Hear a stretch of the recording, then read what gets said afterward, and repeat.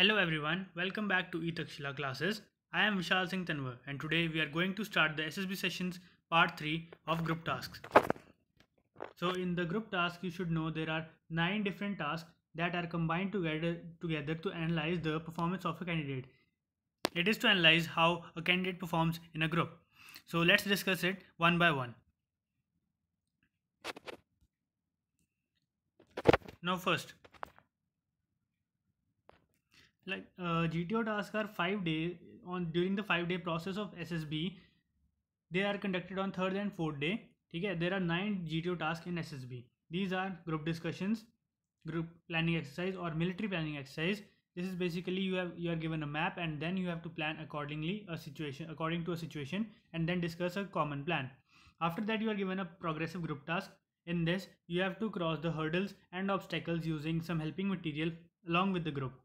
Then comes the snake race, then is the lecturate, then half group task, then individual obstacles, command task, and at last final group task. So we will be discussing all these one by one. So let's start with that. Now first is group discussion. Now in the group discussion, this is the basic scenario of how group discussions exposure is like. Candidates are made to sit according to their chest number in a ascending order. The order isn't like anything related to the merit. It is basically simply just an order. Okay, GTO will be sitting at 3 different positions throughout the GD, so to access every candidate differently. It is just basically so that कि partiality ना हो, क्योंकि अगर वो यहाँ पे पीठ मतलब बैठा है तो सेकंड वाले की तो उसकी तरफ पीठ हो जाएगी, तो basically some expression face expression रह जाते हैं. So for that the GTO changes his seats 3 times. It doesn't relate to your performance, you just have to keep involve in the GD. Okay, तो बेसिक रूल्स पे आए थे GD के कुछ जो होते हैं. और फिर बेसिकली अब स्टार्ट कैसे होता है. GD is a 2 topic session comprising of a subsession. That means in the first round 2 topics will be given to you. For example, how can India be developed. आपको 3 लीड्स दे जाएंगी, transportation better करने से, technology लाने से, या फिर infrastructure development. ठीक है. और एक दूसरा टॉपिक मिल जाएगा आपको कि how can medication be developed better in India.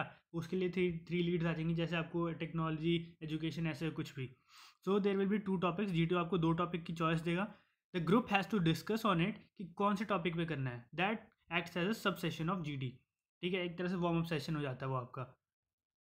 तो उसके बाद मेन जब आप जो ग्रुप डिसाइड करता है उस टॉपिक के ऊपर डिस्कशन चलती है. ठीक है, वो होती है मेन डिस्कशन स्टार्ट. अब बात ये कि दोनों में पॉइंट काउंट होते हैं. जब आप छोटे वाले में भी थोड़ा इनिशिएटिव दे रहे होते हो, आप क्या रीज़न देते हो उस टॉपिक को सिलेक्ट करने का, वो भी थोड़ा मैटर कर जाता है. ठीक है, तो फर्स्ट जो आपकी GD स्टार्ट होती है, उसके बाद जो टॉपिक पे करते हैं. In the second round GTO gives the group a topic of his own choice. ठीक है, उसके बाद दूसरी बार में जब वो राउंड 2 स्टार्ट होता है, उसमें वो आपको चॉइस नहीं देगा टॉपिक की, उसमें अपनी तरफ से एक आपको टॉपिक दे दिया जाएगा, उसके ऊपर आपने डिस्कशन करनी है. ठीक है, अब आते हैं मतलब पॉइंट्स कैसे रखा जाए. जो main crux of GD is to remain calm and put up your perspective regarding the given topic. तो आपका क्या है, जो पर्सपेक्टिव है आपका परमानेंट होना चाहिए कि आपका उस सिचुएशन के रिगार्डिंग क्या पर्सपेक्टिव है. तो दैट्स वाई आप अपने पॉइंट्स को शेप कर पाएंगे. ठीक है, ऐसे कोई मतलब नहीं है कि आप सिर्फ इन्फॉर्मेशन दे रहे हैं. इन्फॉर्मेशन का वहाँ कोई मतलब नहीं होता. Discussion is the key role to analyse the perspective of a person.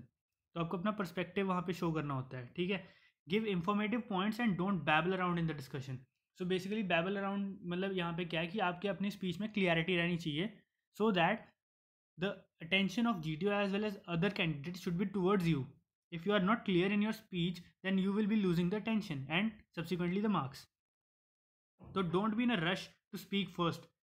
If you are having a proper point after listening to the topic, if you are having proper points made in your mind, then only speak first. Otherwise, just don't babble around and give others the lead onto you.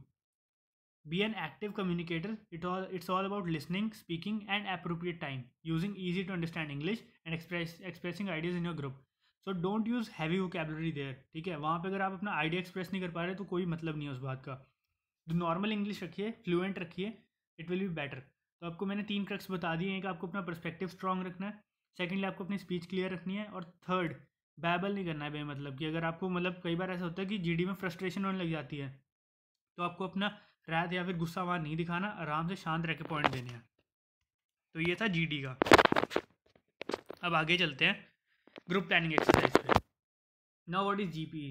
It is a proper map discussion of a plan according to a situation, आपको एक situation दी जाती है, ठीक है। आप मतलब उसमें जैसे आपके जितने भी रहेंगे ग्रुप के मेंबर्स, आप 9 का ग्रुप हो, ठीक है। आप लोग ऐसे कहीं पे जा रहे हो किस टूर पे, वहाँ पे आपको 3-4 प्रॉब्लम्स देंगी, ये प्रॉब्लम्स आ गई, फिर ये प्रॉब्लम आ गई, ये आ गई और ये आ गई। तो उसमें एक प्रायोरिटी चलती है और आपको टाइम बता दिया जाता है कि मतलब एक टाइम कंस्ट्रेंट आपको दे दिया जाता है, उसके बीच में अपने प्रॉब्लम सॉल्व करनी होती है। तो इसके की पॉइंट्स क्या रहते हैं? Keep time constraint in mind, don't randomly do anything, prioritise the different task, listen to the others plan as well, divide the group logically and never put anyone in dangerous situation, ठीक है। अब ऐसा क्या होता है, कई बार आपको जैसे टास्क में दिया जाता है कि there will be a terrorist attack या फिर एक बॉम्ब ब्लास्ट है, तो some try to be heroic and they do say कि भाई एक बंदे को हम भेजेंगे अंदर, वो बॉम्ब डिफ्यूज़ करेगा और बचा लेगा। तो that is putting someone in danger situation intentionally, वो गलत चीज़ है, वो नहीं करनी होती। अब मैं आपको आगे एक सिचुएशन और एक मतलब प्रॉपर एक मैप दिखाता हूँ फॉर एग्जाम्पल के लिए, तो आपको उससे अंदाज़ा हो जाएगा। Now this is a map of GP, ठीक है। इसमें ऐसे मैप रहता है, उसमें साइड में स्केल बना होता है, उसमें बता होता है कि जो 1 सेंटीमीटर है वो कितने किलोमीटर्स को डिनोट करेगा।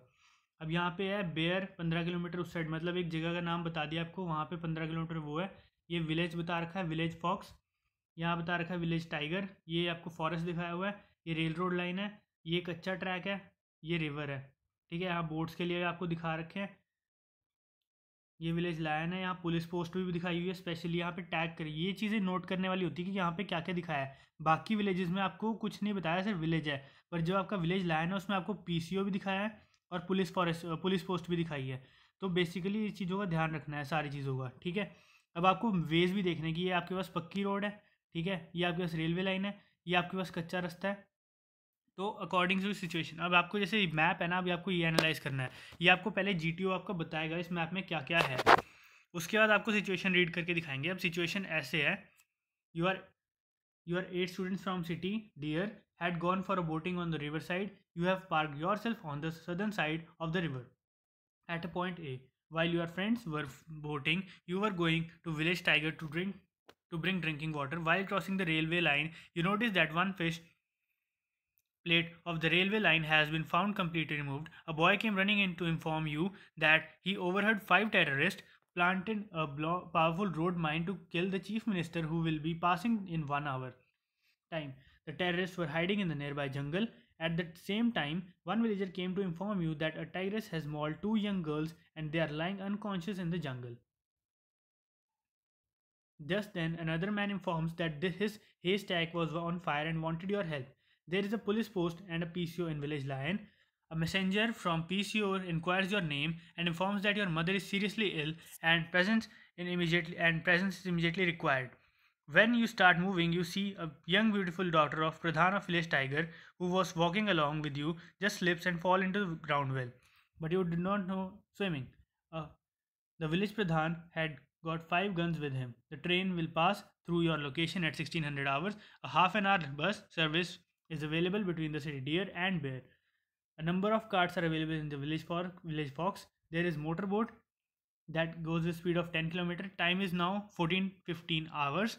You got a jeep you with you. Being a young and brave students, what will you do? तो अब आप इसमें देखेंगे आपको 5 अलग अलग सिचुएशंस मिल गई। एक आपको वो चीफ मिनिस्टर को बचाना है, ठीक है। आप पानी लाने गए थे और आपकी रेलवे लाइन टूटी हुई है। फिर 2 गर्ल्स को अनकॉन्शियस कर दिया लायन ने, ठीक है। फिर एक जो आपके प्रधान की डॉटर है वो पानी में डूब गई है। तो you are having 5 different problems, ठीक है। अब आप जैसे वहाँ जितने भी आपका ग्रुप होगा, 9, 10 या 11 जैसा भी है, तो उस अकॉर्डिंग आपको ले आ जाएगा कि आप 11 बच्चे हो, 10 बच्चे हो या 9 बच्चे हो, तो आपने कैसे डिवाइड करना है। तो it is a matter of priority कि आपने प्रायोरिटाइज करना है टास्क को। अब सबसे मेन इंपॉर्टेंट क्या है, सबसे ज़्यादा होगा चीफ मिनिस्टर वाला प्रायोरिटी देने में। देन होगा रेलवे लाइन, ठीक है। फिर आएगा आपको मतलब फायर वाला, अगर आप बचा सकते हो किसी तरह। तो इस तरह प्रायोरिटाइज करना है आपको टास्क को। For more help on GP, you can message us or comment in the section what doubts you have, and we will be taking your queries. तो फिलहाल आगे चलते हैं। ये PGT अब Progressive Group Task. Now PGT is about a set of obstacles in a ground in a specified area in that team members should cross each obstacle defined by set of rules. To cross those obstacles, some helping material are given by the GTO, that is bully, plank, and rope to tie these. Okay, the difficulty of the task increases from one obstacle to another in a progressive manner. So it is named as progressive group task. मतलब कहने का मतलब ये है, जैसे आपको इस तरह यहाँ एक ये स्टार्टिंग लाइन है आपकी, ये आपकी फिनिश लाइन है, इसके बीच में ऐसे इस तरह कई सारे ऑब्स्टेकल्स होंगे। तो आप पहला पार करेंगे, फिर आप दूसरा पार करेंगे, फिर आप अगर यहाँ पे मतलब ऐसे काफ़ी 3 या 4 रहते हैं, तो तीसरा चौथा पार करके फिर आप फिनिश लाइन ख़त्म करेंगे, ठीक है। तो ऐसे रहता है। तो प्रोग्रेसिव मतलब जैसे पहला वाला होगा वो तो काफ़ी आसान होगी, आपने यहाँ एक फट्टा लगाया और इस पर चढ़ के क्रॉस कर लिया, क्योंकि इसमें रूल रहता है कि आप मतलब 3 फीट से ज़्यादा जंप ले नहीं सकते। तो ये फट्टा लगाया, क्रॉस कर लिया, सिमिलरली अगला आएगा, इस तरह डिफ़िकल्टी बढ़ती जाएगी। तो 4 को पूरा करना होता है विद ये आपका हेल्पिंग मटेरियल, ठीक है। तो ये होता है प्रोग्रेसिव ग्रुप टास्क में। तो उसके ऊपर आते हैं कि मतलब इसमें किया क्या जाए। फर्स्ट बात तो ये है कि जब आपको डायरेक्शंस दी जाए ना, उसको सुनो। Be a little bit fast in taking up the helping material, ठीक है। आपको आपके पास जो हेल्पिंग मटेरियल है वो आपके होल्ड में रहना चाहिए, और आपको इनिशिएटिव लेने पड़ेंगे पहले इसमें। डोंट स्टैंड स्टिल कि वहाँ पे कोई और कर रहा है, सिर्फ आपने चीयर अप करना नहीं, आपको अपना फुट अप देना पड़ेगा इसमें, ठीक है। हेल्प अदर्स, अगर आपके पास आइडिया तो उसे इम्प्लीमेंट करो, या फिर अगर आपके पास नहीं आइडिया आ रहा है तो जो दूसरा कर रहा है उसको हेल्प करो। पीजीटी में ये होता है, ठीक है। अब चलते हैं स्नेक रेस पे। ना, स्नेक रेस काफ़ी अच्छा, सबसे बेटर जीटीओ का है, क्योंकि इसमें आपको एक तरह से रिफ्रेशमेंट मिल जाती है। इस रिफ्रेशमेंट का क्या सीन है, अब जो आपके 4 अलग अलग ग्रुप्स बनते हैं ना, मान लो आप 30 बच्चे स्क्रीन इन हुए हो, ठीक है। तो आपका 9 9 और 10 9 9 और इसका 12 का ग्रुप है, ठीक है। तो इस तरह है, तो आपके 3 ग्रुप्स हो गए, तो इस तरह के 3 ग्रुप्स खड़े कर दिए जाएंगे, इस तरह ऑब्स्टेकल्स लगे होंगे इधर। आपको ग्रुप में मतलब ग्रुप कंपटीशन रहता है, ये आपको आपका एक पूरा ग्रुप, आपकी टीम, ये टीम और ये टीम, तीनों टीम्स के बीच में कंपटीशन होएगा कि कौन सबसे पहले लाइन क्रॉस करेगा। तो और इसमें स्नेक रेस क्यों कहा जाता है, इसको एक्चुअली क्या करते हैं, जो आपका आपको ना आपकी टीम को एक ना टेंट होता है, उसे रोल करके पकड़ा दिया जाता है, so it forms like a snake, ठीक है। आपको अल्टरनेट पोजीशंस पे खड़ा होकर स्नेक को होल्ड करना होता है, एंड पकड़े रहते हुए उस स्नेक को पकड़े हुए होल्ड करते हुए भागना होता है ऑब्स्टेकल्स के थ्रू। तो इसलिए इसे स्नेक रेस भी कहा जाता है। आगे मैं आपको एक इमेज दिखा देता हूँ, like it is somewhat of type of snake race, ठीक है। अब यहाँ पे क्या रहता है कि कुछ एरिया से जैसे रेड पेंट है, वहाँ पे आप हाथ नहीं लगा सकते, सिर्फ वाइट को टच कर सकते हैं। एंड आप देख रहे होंगे यहाँ पे इनके हाथ में, जैसे यहाँ पे एक ये स्नेक है, ठीक है। ये देखिए, ये जो ना बल्ली से पकड़ी हुई है, ये एक्चुअली टेंट का पीस है। तो इसको लेके भागना होता है, और एटलीस्ट 3 बंदों को इसे पकड़ के रखना होता है। तो it is very much good और रिफ्रेशिंग टास्क होता है। बट इसमें कुछ ज़्यादा करने वाला नहीं, क्योंकि बिकॉज ये टीम टास्क है, तो इट डजेंट मैटर मच।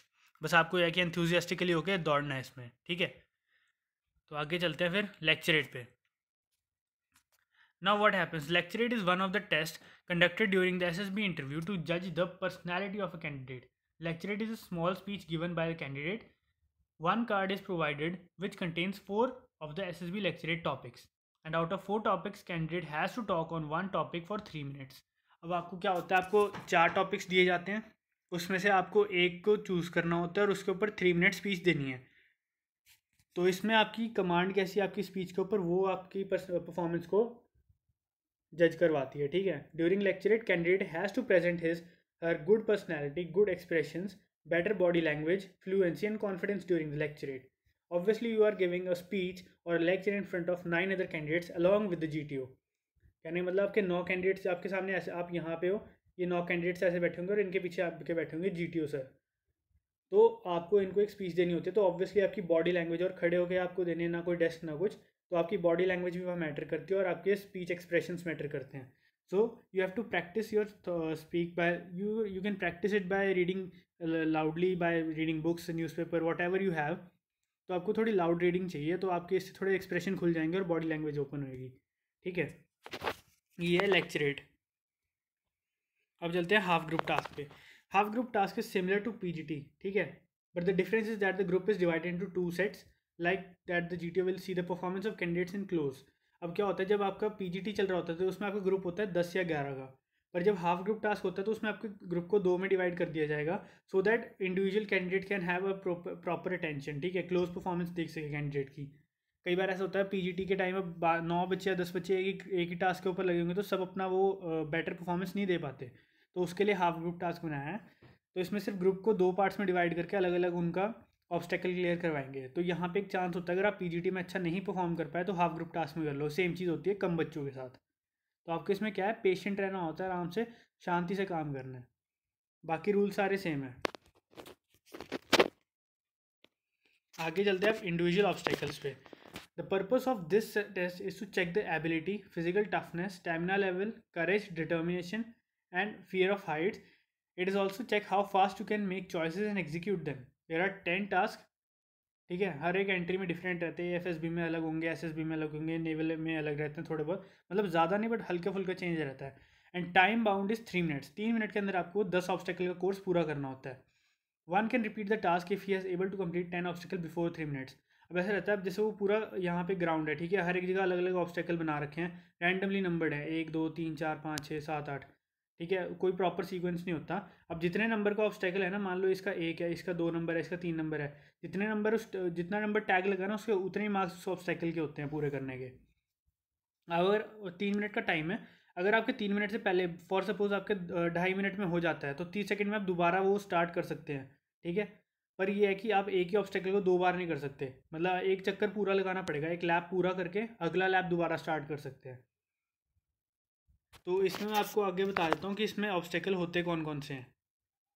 देखो सबसे पहले, अब ये काफ़ी पूरी लिस्ट है कि डिफरेंट टाइप के ऑब्स्टेकल्स क्या क्या आते हैं, तो इसमें से कोई 10 का सेट रहता है हर एक अलग अलग एसएसबी सेंटर में, ठीक है।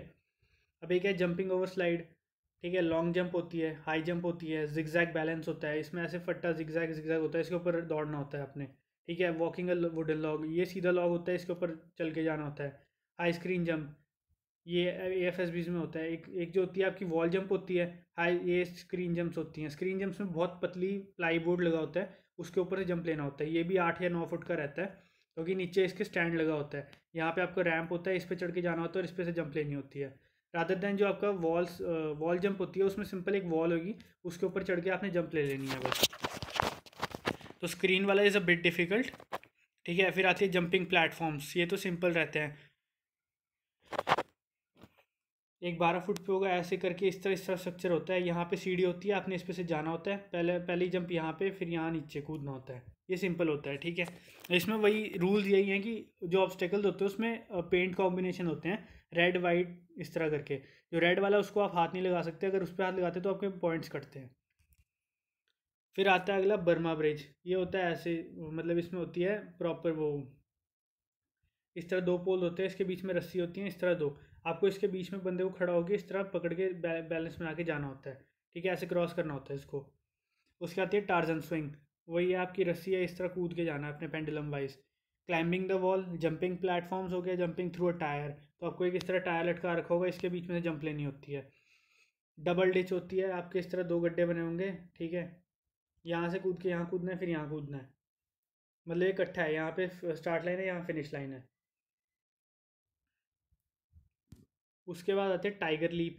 टाइगर लीप क्या होता है, जैसे ये पूरा प्लेटफॉर्म है, ठीक है, इसके यहाँ रस्सी लगी हुई है, रोप है ये, यहाँ से यहाँ कूदना होता है रस्सी पकड़ कर और नीचे उतरना होता है टाइगर लीप में। कमांडो वॉक, कमांडो वॉक में क्या होता है, ऐसे 2 प्लेटफॉर्म होते हैं, इस पर ब्रिज सा बना रखा होता है, इस तरह इस तरह इस तरह करके। तो ये काफ़ी पतला सा होता है, इसकी विड्थ सिर्फ 1 फुट की रहती है, मतलब ऐसे पूरा ब्रिज लगा लो, इसके ऊपर आपने चल के जाना होता है, यहाँ चढ़े यहाँ चढ़े यहाँ चढ़े, फिर वापस यहाँ से कूदना होता है। उसके बाद है मंकी क्रॉल, ये आपके सिंपल एक रोप होएगी, ऐसे 2 पोल्स के बीच में रोप होएगी, इसके ऊपर आपने उल्टा लटक के, मतलब ऐसे हाथ ऊपर पैर ऊपर और इस तरह नीचे की साइड आपकी पीठ होती है, इस तरह क्रॉल करके जाना होता है। और rope climbing, rope climbing simple होती है, एक ऊपर मेटल फेस में आपकी इस तरह रोप लगी होती है, इस तरह बांधी होती है मेटल पोल से, आपने रोप क्लाइंब करनी है। हर एक अलग अलग अपने डिफरेंट मार्क्स कैरी करते हैं, तो आप वहाँ जाके देख सकते हैं। अब आता है command task. Now the aim of command task is to find the commanding capability of the candidate. The candidates are allowed to choose 2 members from the group. The candidates should have to cross an obstacle with the allotted men and the resources available within allotted time.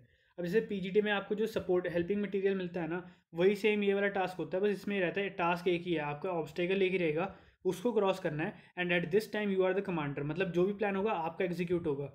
आपको 2 subordinates मिलेंगे, 2 या maximum of 3, मतलब आप group से खुद pick कर सकते हो कि आपने कितने कैंडिडेट्स लेने हैं, 2 या 3, उनकी हेल्प से आप उनको प्लान बनाओगे, बताओगे, और वो आपके प्लान के अकॉर्डिंग एग्जीक्यूट करते हुए ये टास्क सक्सेसफुल करना होता है। अब इसमें मेन बात यह है आपके नंबर कटते हैं अगर आप अपने सबऑर्डिनेट से वो प्लान सजेशंस लेते हो, या अगर वो आपको खुद ही बता रहे होते हैं तो आपके मार्क्स कटते हैं, ठीक है। तो यहाँ आपको इस चीज़ का ध्यान रखना होता है, ये होता है आपकी इंडिविजुअल कैपेबिलिटी देखने के लिए कि आप कितने प्रॉब्लम सॉल्विंग हो, कितनी आपकी कमांडिंग एबिलिटी है, और कितना आप ग्रिप रखते हो सिचुएशन पे, ठीक है। The difficulty of your command task depends on your past performance. If you are getting difficult command task that says that you are going good in the GTO। मतलब बेसिकली बात यह है कि GTO का आपके जो पुरानी परफॉर्मेंस है उसके ऊपर देखा जाता है। अगर आपकी परफॉर्मेंस काफ़ी नोट हो रही है, आप अच्छा कर रहे हो, तो आपको थोड़ा डिफिकल्ट टाइप का कमांड टास्क मिलेगा, ठीक है। मतलब ऐसा, मतलब हर टाइम प्रॉपर लेट नहीं है, बट मेजरली ऐसा देखा गया जिनकी काफ़ी अच्छी रहती है उनको थोड़ा मुश्किल कमांड टास्क दिया जाता है। तो आगे चलते हैं हम नेक्स्ट उसके ऊपर, final group task. Now final group task is the last task in the GTO which is given the candidate to be executed by the whole group. This is long and somewhat more difficult, therefore more timing is allotted for its planning and execution. All the rules, principles and instructions are the same as the progressive group task. अब जो क्या होता है, जो starting में PGT बताया था, ये सेकंड पार्ट ही है, बस सेम वही है, FGT कहते हैं इसे। ये होता है लास्ट में, मतलब कुछ बच्चे अगर रह जाते हैं, आपको लगता है कि परफॉर्मेंस पूरी नहीं हो पाई है, तो ये आपका लास्ट चांस होता है यहाँ पे परफॉर्म करने के लिए। सारा रूल सेम है PGT की तरह, सारे ऑब्स्टेकल सेम है। इसमें आपको पूरे ग्रुप के साथ एक ऑब्स्टेकल क्रॉस करना होता है, 2 या 3 होते हैं उसमें, वो पार करके आपको फिनिश लाइन क्रॉस करनी होती है। So it is your last chance to prove your abilities, ठीक है। तो यहाँ आपके 9 टास्क पूरे होते हैं GTO के। So thank you for watching, do like, subscribe and share our channel for other SSB videos and preparing material on CDS, CAPF, FCAT and other defense examinations, whatever you are preparing for. We will guide you the best. Thank you.